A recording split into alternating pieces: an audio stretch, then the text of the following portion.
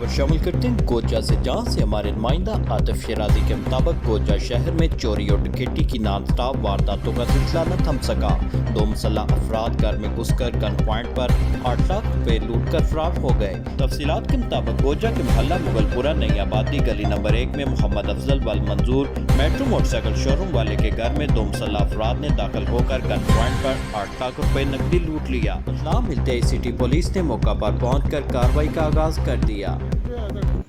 वारदात हुई जी तकरीबन 8 बजे जी। कितने पैसे लगे तेरे? 8 लाख रुपया लगा। कितने बंदे सी? 2 बंदे करते मोटरसाइकिल लगे करते मोटरसाइकिल ਤੇ ਤੁਸੀਂ ਘਰ ਕੌਣ ਸੀ?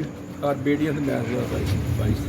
ਤੁਹਾਡਾ ਕੋਈ ਮੁਲਾਜ਼ਮ ਵਗੈਰਾ ਕੀਤੀ ਜੇ ਕੋਈ ਉਹਦੇ ਵਿੱਚ? ਬੁਲਟ ਮਾਰੇ ਉਹਨਾਂ ਨੇ ਕੀ ਮਸਲਾ ਉਹਨਾਂ ਨੇ ਜੋ ਹੈ ਕੱਢ ਦੋ ਅੰਦਰ ਗਿਆ ਦਰਾਲ ਖੋਲਿਆ ਪੈਸੇ ਉਹਨਾਂ ਨੇ ਬੈਗ ਹੀ ਪਾਈ ਲਿਆ।